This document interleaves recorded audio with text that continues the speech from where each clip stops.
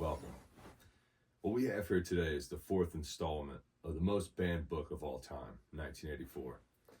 In the first three chapters, our main character, Winston, has really attempted to rediscover his own memories, which in a dystopian future have been essentially annihilated. Here we go. With a deep unconscious sigh, which not even the nearness of the telescreen could prevent him from uttering when his day's work started, Winston pulled the speakwrite toward him, blew the dust from its mouthpiece, and put on his spectacles. Then he unrolled the clipped together 4 small cylinders of paper which had already flopped out of the pneumatic tube on the right-hand side of his desk. In the walls of the cubicle there were 3 orifices. To the right of the speakwrite, a small pneumatic tube for written messages. To the left, a larger one for newspapers. In the side wall, within easy reach of Winston's arm, a large oblong slit protected by a wire grating. This last was for the disposal of waste paper. Similar slits existed in thousands or tens of thousands throughout the building. Not only in every room, but at short intervals in every corridor. For some reason, they were nicknamed memory holes. When one knew that any document was due for destruction, or even when one saw a scrap of waste paper lying about, it was an automatic action to lift the flap of the nearest memory hole and drop it in, whereupon it would be whirled away on a current or warm air to the enormous furnaces which were hidden somewhere in the recesses of the building. Winston examined the 4 slips of paper which he had unrolled. Each contained a message of only 1 or 2 lines in the abbreviated jargon, not actually newspeak, but consisting largely of newspeak words, which was used in the Ministry of Interest Purposes. Times 17.3.84 BB speech, malreported Africa redirected. Times 19.12.83 forecast 3 YP fourth quarter. Times 14.2.84 mini plenty malquata, etc.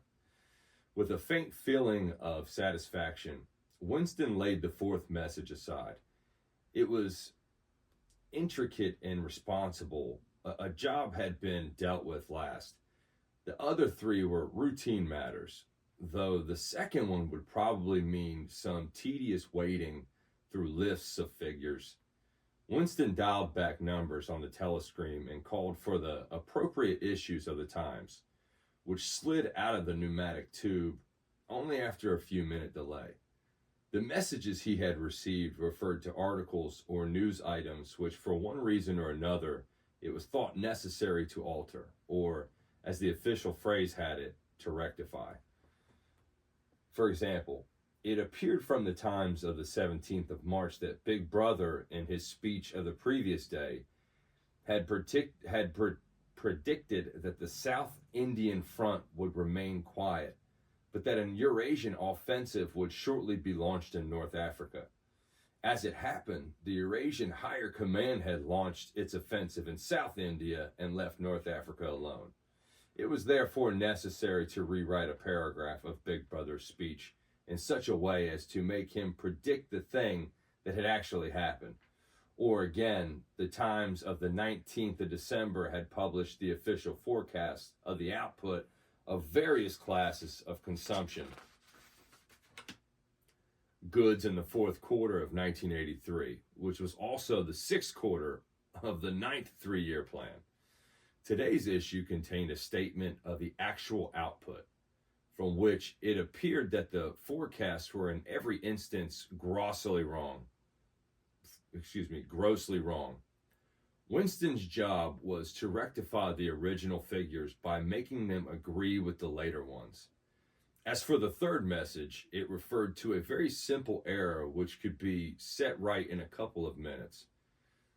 As short a time ago as February, the Ministry of Plenty had issued a promise, a categorical pledge, were the official words they used, that there would be no reduction of the chocolate ration during 1984. Actually, as Winston was aware, the chocolate ration was to be reduced from 30 grams to 20 at the end of the present week. All that was needed was to substitute for the original promise a warning that it would probably be necessary to reduce the ration at some time in April. As soon as Winston had dealt with each of the messages, he clipped his speak-written corrections to the appropriate copy of the Times and pushed them into the pneumatic tube. Then, with a movement which was as nearly as possible unconscious, he crumpled up the original message and any notes that he himself had made and dropped them into the memory hole to be devoured by the flames. What happened in the unseen labyrinth to which the pneumatic tubes led, he did not know in detail, but he did know in general terms. As soon as the corrections which happened to be necessary in any particular number of the Times had been assembled and collated, that number would be reprinted, the original copy destroyed, and the corrected copy placed on the files and the steed. This process of continuous alteration was applied not only to newspapers, but to books, periodicals, pamphlets, posters, leaflets, films, soundtracks, cartoons, photographs, to every kind of literature and documentation which might conceivably hold any political or ideological significance. Day by day and almost minute by minute, the past was brought up to date. In this way, every prediction made by the party could be shown by documentary evidence to have been correct. Nor was any item of news or any expression of opinion which conflicted with the needs of the moment ever allowed to remain on record. All history was palimpsest, scraped clean, and reinscribed exactly as often as was necessary. In no case would it have been possible, once the dead was gone, to prove that any falsification had taken place. The largest section of the records department, far larger than the one in which Winston worked, consisted simply of persons whose duty it was to track down and collect all copies of books, newspapers, and other documents which had been superseded and were due for destruction. A number of the Times which might, because of changes in political alignment or mistaken prophecies uttered by Big Brother, have been rewritten a dozen times, still stood on the files bearing its original date, and no other copy existed to contradict it. Books also were recalled and rewritten again and again and again, and were invariably reissued without any admission that any alteration had ever been made. Even the written instructions which Winston received, and which he invariably got rid of as soon as he had dealt with them, never stated or implied that an act of forgery was to be committed. Always the reference was to slips, errors, misprints, or miseducations, which it was necessary to put right in the interests of accuracy. But actually, he thought, as he readjusted the ministry of Plenty's figures, it was not even forgery. It was merely the substitution of one piece of nonsense for another. Most of the material that you were dealing with had no connection with anything in the real world, not even the kind of connection that it contained in direct lies. Statistics were just as much a fantasy in their original version as in their rectified versions itself. A great deal of the time you were expected to make them up in your own head. For example, the Ministry of Plenty's forecast had estimated the output of boots for the quarter at 145 million pairs. The actual output was given at 62 million.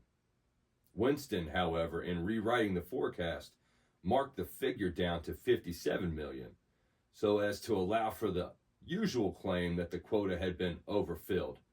In any case, 62 million was no nearer the truth than 57 million, or than 145 million. Very likely no boots had been produced at all. Likelier still, nobody knew how many had been produced, much less cared. And one knew was that rather, all one knew was that every quarter, astronomical numbers of boots were produced on paper, while perhaps half the population of Oceania went barefoot. And so it was with every class of recorded fact, great or small. Everything faded away into a shadow world in which, finally, even the date of the year had become uncertain. Winston glanced across the hall. In the corresponding cubicle on the other side, a small, precise-looking, dark-chinned man named Tillotson was working steadily away, with a folded newspaper on his knee and his mouth very close to the mouthpiece of the speakwrite. He had the air of trying to keep what he was saying a secret between himself and the telescreen. He looked up, and his spectacles darted a hostile flash in Winston's direction. Winston hardly knew Tillotson. He had no idea what work he was employed on. People in the records department did not readily talk about their jobs. In the long windowless hall, with its double row of cubicles and its endless rustle of papers and hum of voices murmuring into speakrites, there was quite a dozen people who Winston didn't even know by name, though he daily saw them hurrying to and fro in the corridors, of gesticulating in the 2 minutes of hate. He knew that in the cubicle next to him, the little woman with sandy hair toiled day in, day out, simply at tracking down and deleting from the press of names who had been vaporized and were therefore considered never to have existed. There was a certain fitness in this, since her own husband had been vaporized a couple years earlier. And a few cubicles away, a mild, ineffectual, dreamy creature named Ampleforth, with very hairy ears and a surprising talent for juggling with rhymes and meters, was engaged in producing garbled versions, definitive texts, they were called, of poems which had become ideologically offensive, but which for one reason or another was to be retained in the anthologies. And this hall, with its 50 workers or thereabouts, was only one subsection, a single cell, as it were, in the huge complexity of the research departments. Beyond, above, below, were only other swarms of workers engaged in an unimaginable multitude of jobs. There were the huge printing shops with their sub-editors, their typograph experts, and their elaboratory equipment studios for the faking of photographs. There was the telegram section with its engineers, its producers, and its teams of actors specially chosen for their skill in imitating voices. There were the armies of reference clerks whose job was simply to draw up lists of books and periodicals which were due for recall. There were the vast repositories where the corrected documents were stored, and the hidden furnaces where the original copies were destroyed. And somehow or another, quite anonymous, there were the directing brains who coordinated the whole effort and laid down the lines of policy which made it necessary that this fragment of the past should be preserved. That one falsified, and the other rubbed out of existence.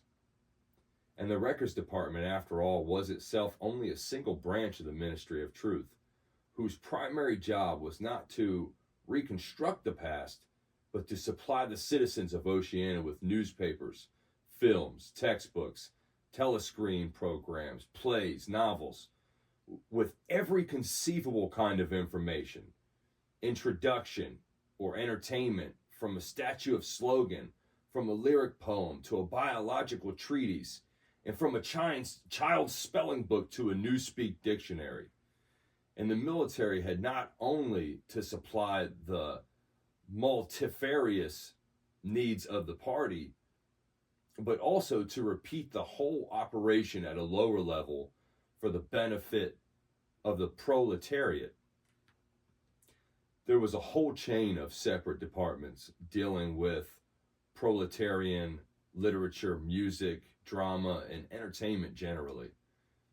Here were produced rubbishly newspapers containing almost nothing except sports, crime, and astrology. Sensational I've sensed novelties, film oozing with sex, and sentimental songs which were composed entirely by mechanical means on a special kind of kaleidoscope known as a versificator. There was even a whole subsection, pornosec, it was called in Newsweek, engaged in producing the lowest kind of pornography, which was sent out in sealed packets and which no party member, other than those who worked on it, was permitted to look at. 3 messages had slid out of the pneumatic tubes while Winston was working, but they were simple matters, and he had disposed of them before the 2-minute hate interrupted him.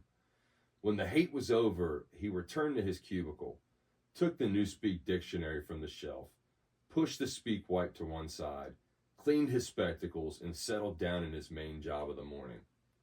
Winston's greatest pleasure in life was his work. Most of it was a tedious routine, but included in it, there were also jobs so difficult and intricate that you could lose yourself in them as in the depths of a mathematical problem. Delicate pieces of forgery in which you had nothing to guide you except your knowledge of the principles of INGSOC and your estimate of what the party wanted you to say. Winston was good at this kind of thing.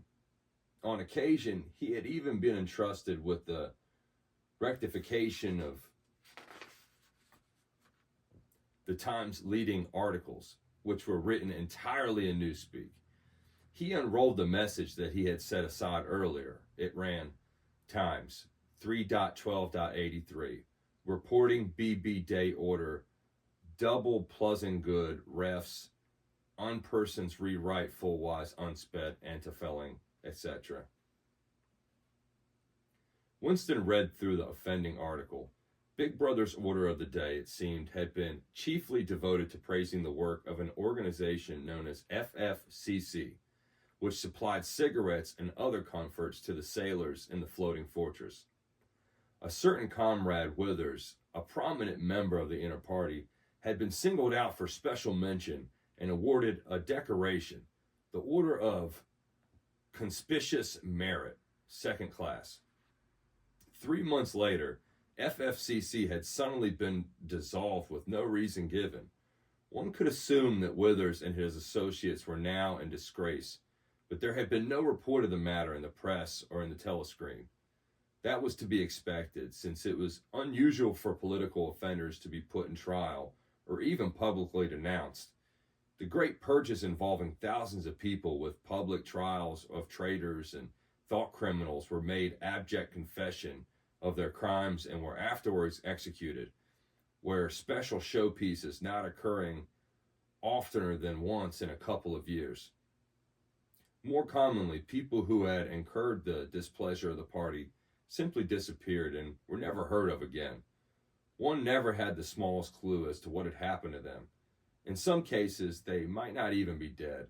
Perhaps 30 people personally known to Winston, not counting his parents, had disappeared at one time or another. Winston stroked his nose gently with a paperclip. In the cubicle across the way, Comrade Tillotson was still crouching secretively over his speakwrite. He raised his head for a moment. Again the hostile spectacle flash.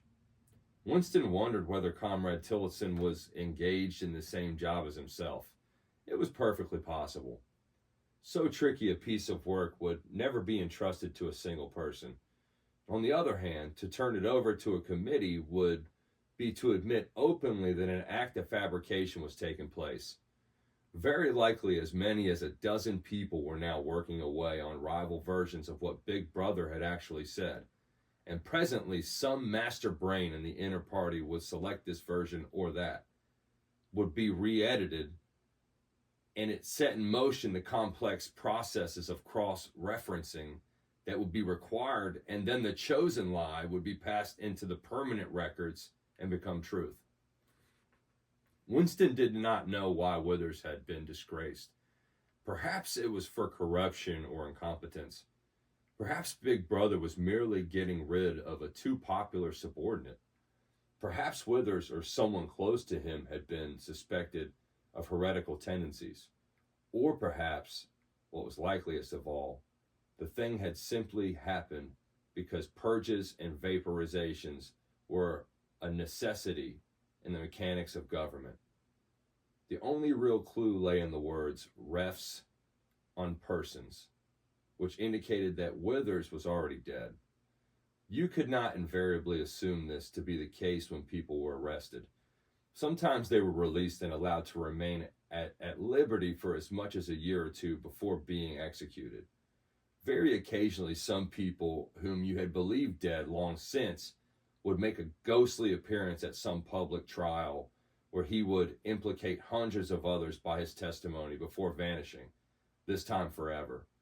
Withers, however, was already an unperson. He did not exist. He had never existed. Winston decided that it would not be enough simply to reserve the tendency of Big Brother's speech.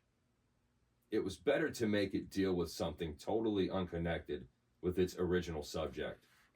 He might turn the speech into the usual denunciation of traitors and thought criminals, but that was a little too obvious. While to invent a victory at the front or some triumph of overproduction in the 9th three-year plan might complicate the records too much. What was needed was a piece of pure fantasy. Suddenly there sprang into his mind, ready-made as it were, the image of a certain circumstance, Comrade Ogilvy, who had recently died in battle. There were occasions when Big Brother devoted his order for the day to commemorating some humble, rank-and-file party member whose life and death he held up as an example worthy to be followed. Today he should commemorate Comrade Ogilvy. It was true that there was no such person as Comrade Ogilvy, but a few lines of print and a couple of faked photographs would soon bring him into existence. Winston thought for a moment, then pulled the speak right towards him and began dictating in Big Brother's familiar style, a style at once military and pedantic. And because of a trick of asking questions and then promptly answering them, what lessons do we learn from this fact, comrades? The lessons, which is also one of the fundamental principles of INGSOC, that etc., easy to imitate. At the age of 3, Comrade Ogilvy had refused all toys except a drum, a machine gun, and a model helicopter. At 6, a year early, by a special relaxation of the rules, he had joined the spies. At 9, he had been a troop leader. At 11, he had denounced his uncle to the thought police after overhearing a conversation which appeared to him to have been of a criminal tendency. At 17, he had been a district organizer of the Junior Anti-Sex League. At 19, he had designed a hand grenade which had been adopted by the Ministry of Peace and which, at its first trial, had killed 31 Eurasian prisoners in one burst. At 23, he had perished in action, pursued by enemy jet planes while flying over the Indian Ocean with important dispatches. He had weighed his body with his machine gun and leaped out of the helicopter into deep water. Dispatched in all, an end, said Big Brother, which it was impossible to contemplate without feelings of envy. Big Brother added a few remarks on the purity and single-mindedness of Comrade Ogilvy's life. He was a total abstainer and a non-smoker. He had non-recreations except a daily hour in the gymnasium and had taken a vow of celibacy, believing marriage and the care of a family to be incompatible with a 24-hour-a-day devotion to duty. He had no subjects of conservation except the principles of INSOG, and no aim in life except the defeat of the Eurasian enemy and the hunting down of spies, saboteurs, thought criminals, and traitors generally. Winston debated with himself whether to award Comrade Ogilvy the Order of Conspicuous Merit and in the end, he decided against it because of the unnecessary cross-referencing that it would entail. Once again, he glanced at his rival in the opposite cubicle. Something seemed to tell him with certainty that Tillotson was busy on the same job as himself. There was no way of knowing whose version would finally be adopted, but he felt a profound conviction that it would be his own. Comrade Ogilvy, unimagined an hour ago, was now a fact. It struck him as curious that you could create dead men, but not living ones. Comrade Ogilvy, who had never existed in the present, now existed in the past. And once the act of forgery was forgotten, he would exist just as authentically and upon the same evidence as Charlemagne or Julius Caesar. That was chapter 4 of 1984. Chapter 5, next.